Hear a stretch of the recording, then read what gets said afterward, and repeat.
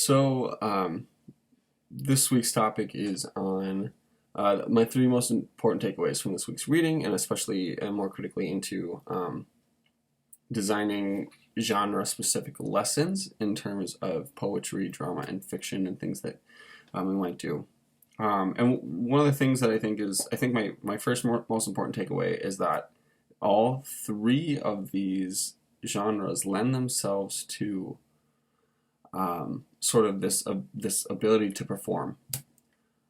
Fiction, not so much, just because I think fiction is very general, but it gives you the ability to create an assignment for your students that has them engaging in imagination and making connections between two things that might not otherwise have a relationship, or might not have something binding them. And I think that's like one of the coolest things that you can do in a lesson, right? You want to ground something that's authentic, and fiction, because it's fiction and it isn't authentic, does not mean that it can't be authentic. And I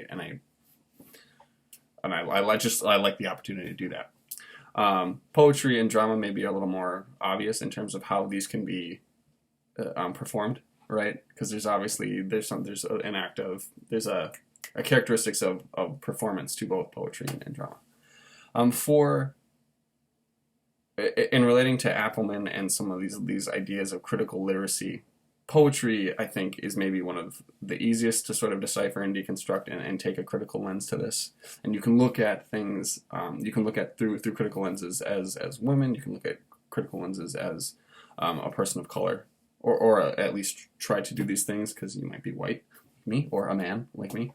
I think that you're getting texts that not only have a message, a purpose and intent of get a story or a narrative across, but you also now get the chance to dive deep into this and look at word choice, and look at cadence and rhythm, and the way that poetry may the speed of the tempo of the poetry, how that affects the reading of it.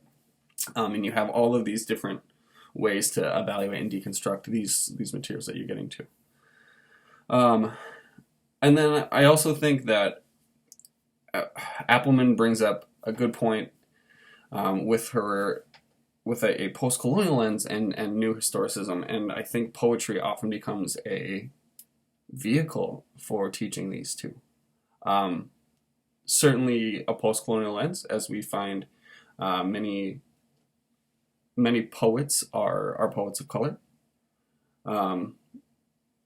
And how poetry is used in that way then as a means of communication and telling a story. When you look at things from a post-colonial lens, right, you're really looking at through the lens of the oppressed, and oftentimes we are finding that poetry or drama or music or any of these sort of performative genres they have an oral component to them. And when you look at something from a post-colonial lens, oftentimes you're seeing that history, if it is written, is being eradicated. It's being wiped out. And when you have an oral history like that, it can't be wiped out. And certainly it maybe isn't as permanent as a written text, but it can't ever be removed that way. And I think that these are important facets of poetry and drama, and can be fiction too if it's storytelling in that way. But those are my three important takeaways for this week.